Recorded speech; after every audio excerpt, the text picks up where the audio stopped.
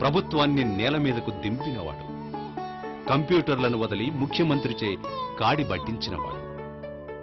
సూర్య స్నానాలతో పునీతుడై ప్రతి చెమట చుక్కలో సూర్యుడిని ప్రతిఫలించినవాడు. శారీరకంగా అలసిన, మానసికంగా నవనవోన్మేషుడై జనతరంగాలపై సాగిన నావికుడు. అతడు పాదం మోపాడు. ఉత్తర కోస్తా పులకరించింది.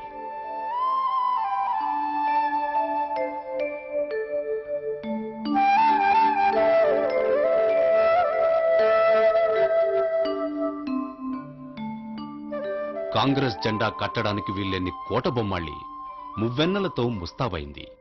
డాక్టర్ వైఎస్ కు ఒరిస్సా పీసీసీ స్వాగతం పలికింది. పీసీసీ అధ్యక్షుడు, 47 మంది కాంగ్రెస్ శాసనసభ్యులు, ఏఐసీసీ ప్రముఖులు, అసంఖ్యాక కార్యకర్తల సమక్షంలో విజయస్తూపం వెలసింది. ప్రజాప్రస్థానం చేవేళ్లలో బిందువు, ఇచ్ఛాపురంలో ఆకాశ సింధువు.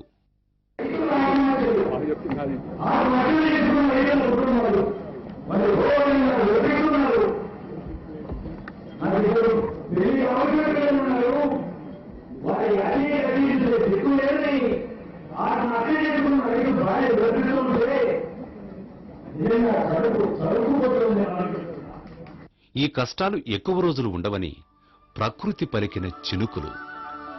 ఈ ప్రభుత్వానికి ప్రజల మద్దతు లేదు. ప్రజలు మార్పును కోరుతున్నారు. అది ప్రజల ఇచ్ఛ. అది ఇచ్ఛాపురం ఆకాంక్ష. ఇది ప్రజాప్రస్థానం విజయం. 68 రోజులు, 1500 కిలోమీటర్లు. Doctor YS, torch bearer of the change.